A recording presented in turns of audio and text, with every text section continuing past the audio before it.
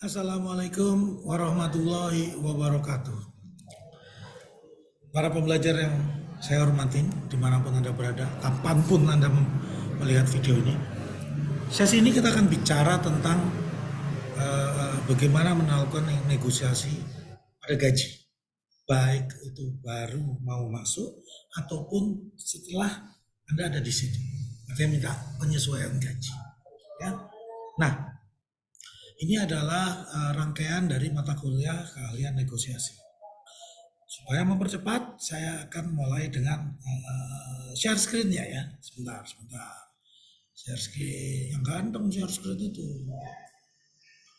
Share PowerPoint, ya Allah, ternyata susah ya. Banyak sekali nih. Bentar. Nah, di materi tersebut sebenarnya Anda juga punya beberapa materi yang Anda bisa baca. Di situ adalah, silakan Anda baca, terutama materi yang dari Harvard Business School. Kenapa? Itu berdasarkan berbagai macam research dan memberikan petunjuk-petunjuk secara lebih sistematis. Masalah utama memang cuma satu, bahasa Inggris. Nah, ini sekalian lah Anda dipaksa untuk bisa berbahasa Inggris. Oke, begini. Kenapa kita harus melakukan negosiasi gaji? Ada 3 yang utama. Satu, Anda bekerja itu kan harus bahagia. Nah, bahagia itu tadi artinya ada beberapa kebutuhan fisik yang Anda harus penuhi. Oke, kalau masih baru, kita kepepet, ada pekerjaan, gajinya berapa, kita terima, oke. Tapi setelah itu, kan kita tidak boleh berhenti hanya di situ. Kita harus ada peningkatan.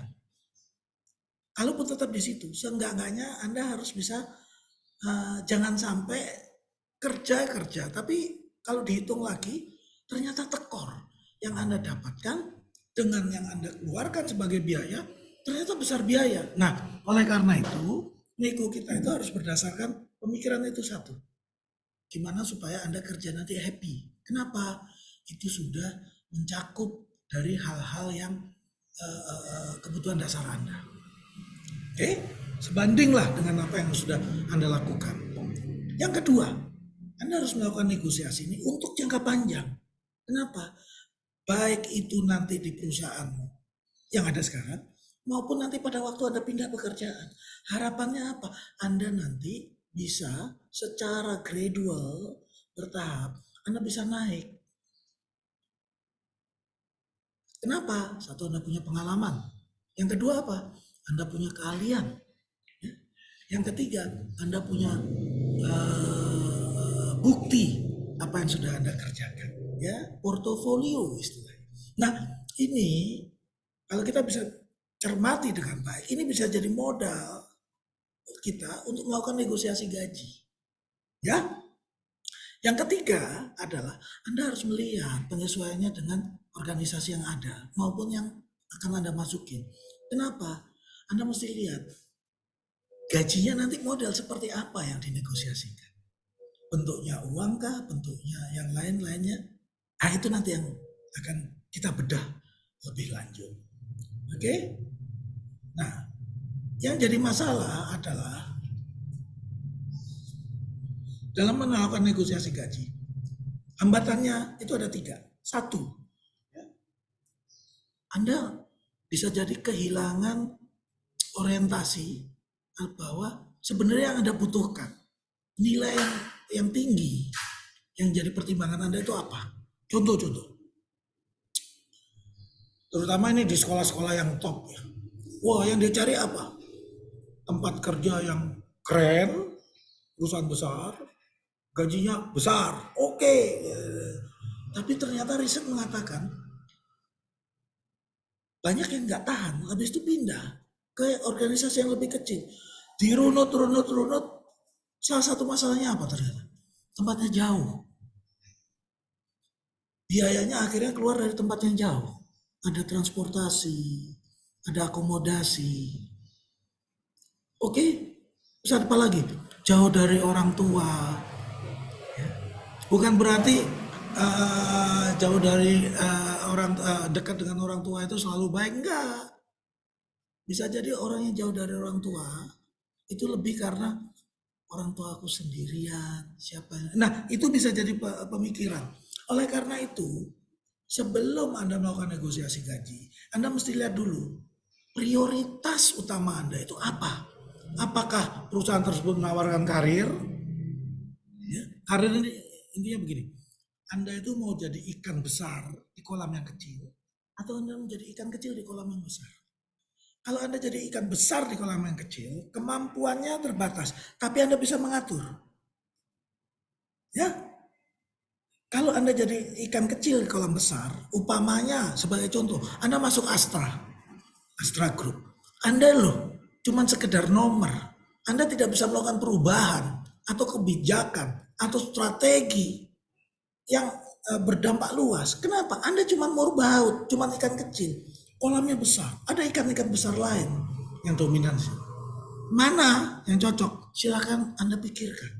Karena tidak bisa satu pilihan itu berlaku untuk semuanya.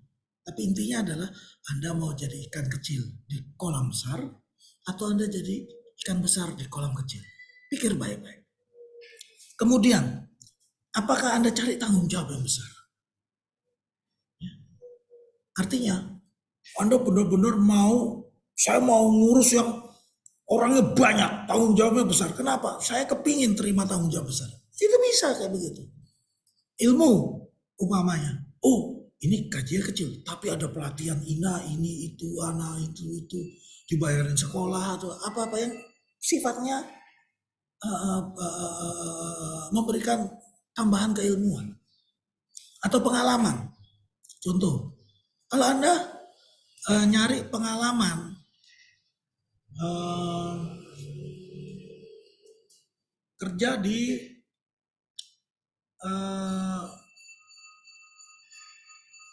online finance, ya bahasa kerennya sekarang pinjol. Pinjol itu ada yang kelas B, ada yang kelas bagus. Umpamanya Amarta, usahaku.com, peluang dan lain-lainnya. Bagaimana dia ngumpulin project, dianalisa, kemudian ditawarkan, bagi hasilnya bagaimana. Nah, itu pengalaman baru. Kalau Anda memang bilang, gue cari pengalaman nih, kenapa? Habis itu, kalau ada kesempatan, ada pengetahuan, bisa cari modal, saya akan bikin sendiri. Nah, itu Anda berarti butuh pengalamannya. Ya. Atau yang pertama tadi, dekat rumah. Atau Anda butuh fasilitas apa? Umpamanya, saya pingin ada mobil. Nah, ya kenapa enggak? Kalau saya pingin kalau di situ gajinya kecil tapi dapat angsuran beli rumah. Nah, itu menarik. Atau saya mau banyak perjalanan luar kota sehingga wawasan saya banyak, teman-teman banyak, saya bisa bangun network. Itu terbagai bagian dari fasilitas. Nah, dari berbagai hal tersebut, Anda harus punya prioritasnya utama apa. Itu yang kedua. Nah, Anda mesti lihat apa sih hambatan Anda. Gimana bisa merubah hambatan ini menjadi sesuatu yang positif, menjadi satu peluang. Upamanya, habis lulus, nganggur nih, 6 bulan, setahun. Itu kan hambatan. Orangnya goblok ya. Buktinya nggak ada yang menerima. Nah, Anda harus melihat 1 tahun ini yang kosong pekerjaan. Anda harus lihat apa yang Anda kerjakan. Bisa jadi di dalam 1 tahun Anda bisa bilang, saya mematangkan ilmu tentang coding. Saya mematangkan ilmu tentang digital marketing. Saya mematangkan ilmu tentang komunikasi, penjualan, dan sebagainya. Baik itu bentuknya formal, berijazah, bersertifikat, atau non formal. Nah, kalau non formal, Anda mesti tunjukkan buktinya apa? Bisa salah satunya Anda bikin tulisan. Ini adalah pencapaian saya. Ini adalah apa yang sudah saya dapatkan selama masa jeda. Ingat ya, dari negatif, hambatan bisa menjadi positif. Anda. Kemudian yang ketiga, Anda mau minta, itu sesuai nggak sih dengan yang ada di perusahaan? Masuk akal nggak ke perusahaan tersebut? Ya, contoh-contoh. Anda tahu manajer, pengelola yang paling bagus. Sekarang siapa? Katakan Erick Thohir. Atau siapa dulu yang pernah di Net TV itu. Yang bikin penyelenggaraan apa SEA Games atau apa. Yang bikin KTT Bali. Wisnu. Lupa. Manajer keren kan? Maaf, kalau itu manajer itu terus kemudian direkrut ke kampus kita, kira-kira satu, kuat nggak bayarnya? Yang kedua, bisa nggak dia berkembang? Loh, kapasitas dia itu pribadi. Sementara kalau dia bekerja, dia harus punya sistem. Bangun sistemnya itu loh, ada waktunya, ada biayanya, ada orangnya atau tidak. Ya. Jadi ingat, ini nanti akan membuat Anda balik lagi ke prinsip dasar dari manajemen. Apa? To find the right man, on the right time, with the right place. Satu lagi, in the right place, the right man, in the right time, in the right place. Satu lagi, with the right price. Harganya cocok nggak antara kemampuan perusahaan, kemampuan kandidat, dan masa depannya seperti apa? Ya,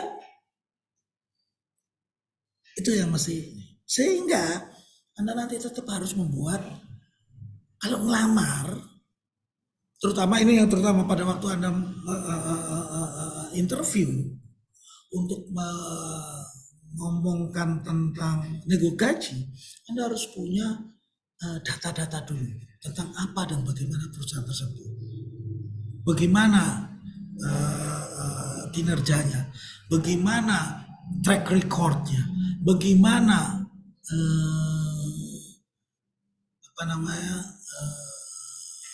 prospeknya ke depannya. Nanti kita sampai ke situ. Oke. Nah, kemudian balik lagi kita harus ngomong tentang komponen upah. Supaya Anda ingat ya, upah yang Anda negosiasikan itu bukan cuma gaji. Karena apa? Yang Anda negosiasikan itu harus bentuknya remunerasi. Total apa aja? Satu, gaji pokok.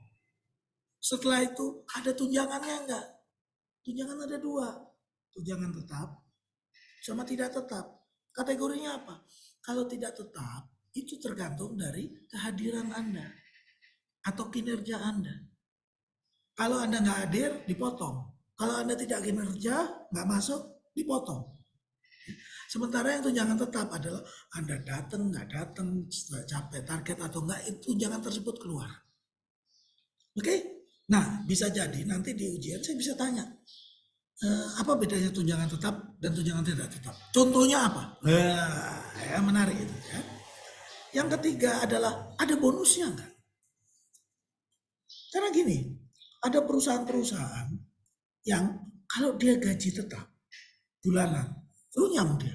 Karena dia sangat tergantung penjualan, tergantung order, tergantung pembayaran. Cuman kalau semuanya lancar, harta dia banyak. Jadi gimana? Seringkali mereka bilang, oke, yang terakhirnya itu saya kasihnya dalam bentuk bonus. Nah ini harus ditanyakan, ada bonusnya enggak? Bagaimana supaya terjadi bonus? Biasanya terjadinya kayak gimana? Itu dieksplorasi. Ingat ya, interview, negosiasi, itu adalah proses mempertemukan dua kepentingan. Ini kalau cowok sama cewek, ini kayak masa pacarannya nih, masa penjajakannya. Kalau klop, ini bisa tahan lama dan harmonis. Tapi kalau nggak klop ini masalah. Apa yang membuat nggak klop? Nomor satu, perbedaan persepsi antara pekerja sama pengusahanya. Pengusaha persepsinya, oh dia bisa begini, gini, gini, gini, gini. Pekerjanya persepsinya, oh nanti gue dapat gini, gini, gue akan dihargai gini. Ini harus dipertemukan di awal. Supaya apa? Persepsinya disesuaikan. Sehingga tidak saling kecewa. Oke, berikutnya ada lagi komponen upah yang nggak terlihat. Apa itu? Tentu nama besar. Saya ingat, kami dulu pernah mengelola telepon umum koin di Jakarta. Ini mitra ya, artinya subkonnya PT Telkom. Tapi dalam operasional, staf-staf lapangan kami itu pakai seragam yang ada logo Telkomnya. Gajinya nggak gede. Tapi apa? Dia kalau keluar rumah, tetangganya ngeliat, oh dia kerja di Telkom. Kenapa ada logo Telkomnya? Silakan Anda kembangkan. Bisa jadi yang Anda butuhkan, salah satunya yang prioritas yang kita sebut pertama, jangan-jangan butuh nama besar. Oh anakku kerja di bank. Perkara banknya bank BPR, bank pasar, terserah. Tapi dia bisa ngomong. Terutama ya orang tuanya bisa ngomong. Oh anak gua kerja di bank. Demikian juga dengan PNS. Anak gua PNS. Dia nggak tahu PNS itu sebagai apa.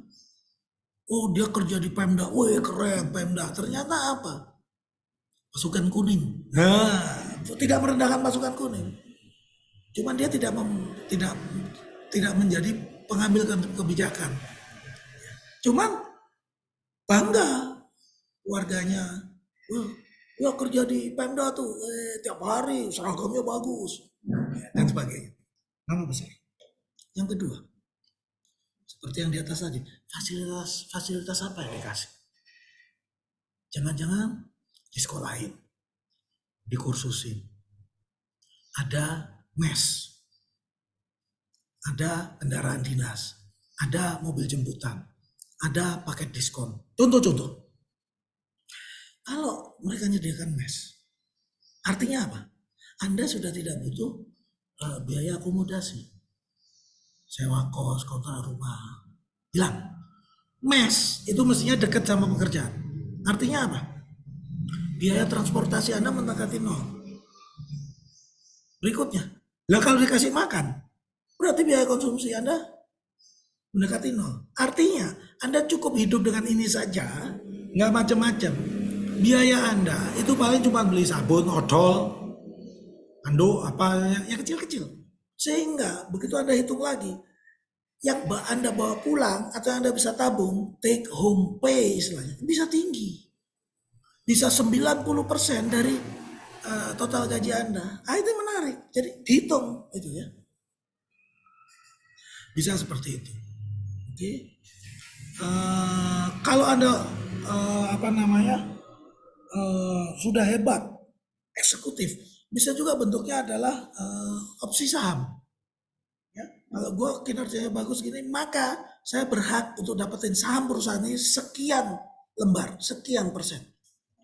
Artinya apa? Anda jadi pemilik. Dan itu adalah opsi-opsi yang kita bisa buka. Ya. Apa yang ada? Yang ketiga adalah ada prospek karir, baik di internal situ maupun di tempat-tempat lain. Terutama apa? Pada industri-industri baru.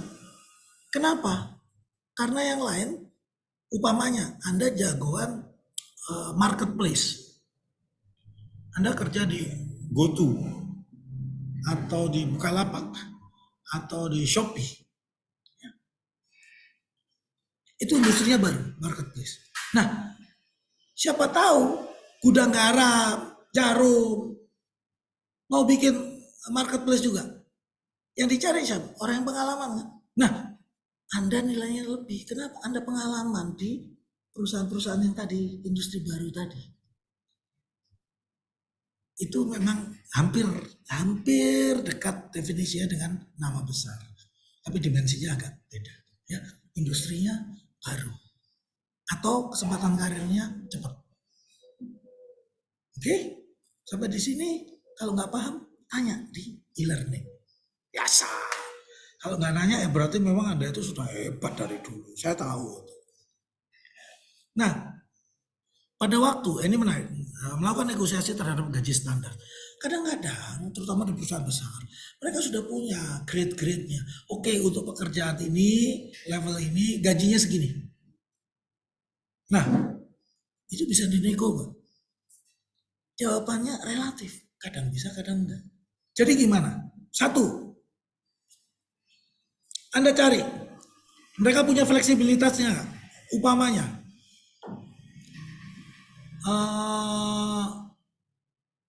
kalau saya ngerjainnya ada overtime-nya gimana? Kalau kualifikasi saya begini, boleh nggak saya naik ke grade yang di atasnya? Cari segala kemungkinan. Jangka panjangnya gimana? Oke, yang pertama masih di bawah gajinya kecil, tapi bisa naik.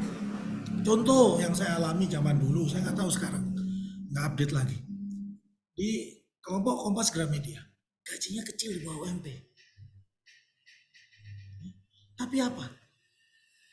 Setahun itu dibayarnya minimum 14 kali gaji. 12 standar, ditambah hari rayanya 2. Natal sama Lebaran. Mau Anda agamanya apa, tetap Natal sama Lebaran keluar. Ya 14. Ya.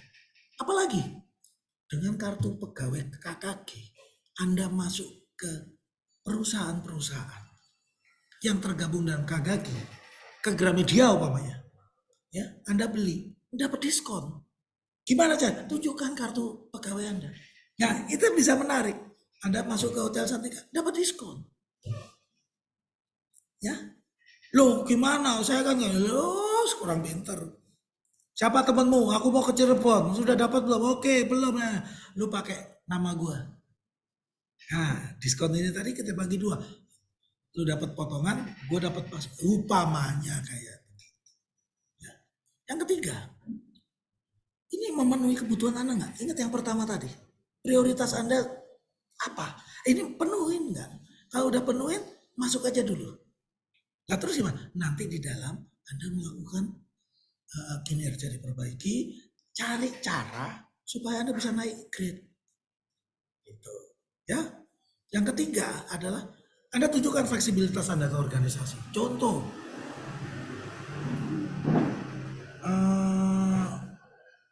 gimana kalau umpamanya Anda tanya? Kalau umpamanya penempatannya di Kalimantan, ada biaya tambahan? Oh ada. Oh udah ada nggak orangnya? Nggak ada. Saya di Kalimantan aja deh, atau saya di Papua aja deh. Nah perusahaan lihat, oh oke juga nih. Saya ngerekrut untuk di Jawa, tapi orang ini mau ke Kalimantan. Sementara Kalimantan waktu itu orangnya nggak ada yang mau. Wah boleh juga. Nah, sehingga nanti Anda bisa masuk ke grade bayaran yang lebih tinggi. Kenapa? Ada faktor kejauhan, ada faktor-faktor yang lain. Ya. Tapi balik lagi, sesuaikan dengan kebutuhan Anda. Sesuaikan dengan tingkat prioritas Anda. Ya?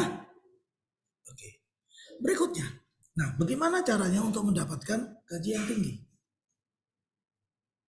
Ingat, pertama Anda mesti cari tahu di industri tersebut atau di lokasi yang dekat sana, standar gajinya kayak gimana.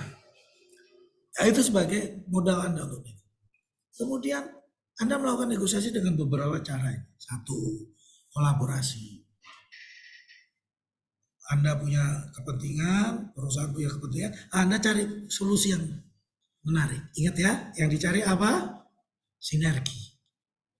Ingat yang kemarin ya, kok sinergi? Sintesa. Ingat kemarin, PESA, antitesa, sintesa. Nah, kalau jalan tengahnya, itu adalah kompromi yang di bawah tuh. Yang kedua adalah bersaing. Nggak tahu gimana ada yang menang. Perkara yang dari perusahaan nggak maksimum, itu urusan dia. Bisa begitu. Tergantung dari situasi dan kondisinya. Yang ketiga akomodatif. Ini berlawanan dengan bersaing. Artinya perusahaan minta apa aja, nah ya oke. Meskipun itu kurang pas, iya deh gue nggak mau ribut-ribut. Itu bisa juga. Kenapa? Kalau Anda kepribadiannya itu tidak suka konfrontatif, jangan dipaksa untuk konfrontatif. nggak enak jalaninya. Tapi begitu, ya oke, Anda juga mesti tahu bagaimana caranya supaya tetap meningkat. Jangan cuma berhenti di situ. Ya, kompromi sudah, kemudian menghindar. Ini yang paling parah. Ah udah gue nggak mau nego. Lah terus gimana? Nggak datang ke nego. Wah itu yang paling goblok itu. Tidak mencoba dulu. Ya, Anda disebut gagal atau berhasil. Syaratnya cuma satu. Udah dijalanin dong. Kalau nggak dijalanin, nggak ada kata gagal atau berhasil. Yang ada gagal. Kenapa? Nggak dapat apa-apa. Jadi jalanin. Karena apa? Itu membuka pintu kesempatan untuk berhasil. Bukan berarti menjamin pasti berhasil, enggak, tapi kemungkinan berhasilnya lebih tinggi daripada Anda tidak melakukan sama sekali. Oke?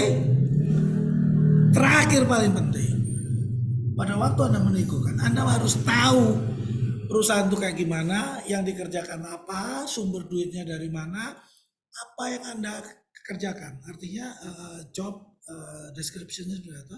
Nah, Anda utarakan situ bahwa nanti Anda kalau di situ, Anda bisa melakukan satu atau dua hal meningkatkan penjualan perusahaan tersebut dan atau menurunkan biaya. Nah, perusahaan itu maunya untuk profit tinggi cuma dua. Naikkan penjualan dan atau menurunkan biaya. Kalau Anda bisa menurunkan biaya, dia bilang, oh nggak salah gue bayar tinggi. Kenapa? Dia bisa nurunin biaya. Hasilnya apa? Profit gue naik. Cara berpikirnya harus seperti itu juga. Artinya mempertimbangkan juga posisi dari perusahaan tersebut. Oke? Nah, ini adalah pertanyaan yang silahkan Anda cari jawabannya gimana. Karena ini bisa jadi dijadikan soal ya.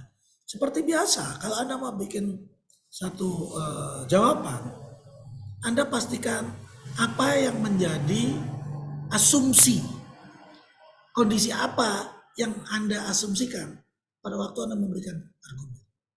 Sekali lagi saya ingatkan, kita itu ilmu sosial, tidak ada yang 100% benar, 100% salah. Enggak. Tergantung dari asumsimu apa. Kondisinya gimana.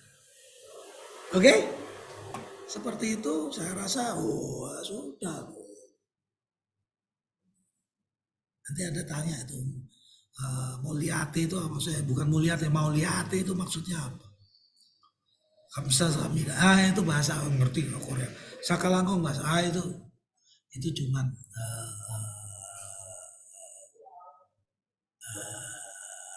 apa ya? Cuman intermezzo. Oke?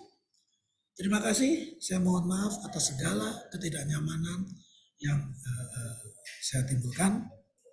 Moga-moga bermanfaat untuk kita semua. Mohon maaf atas segala kecelakaan. Insya Allah kita ketemu lagi. Walahul muwafiq ila aqwamit thoriq. Assalamualaikum warahmatullahi wabarakatuh.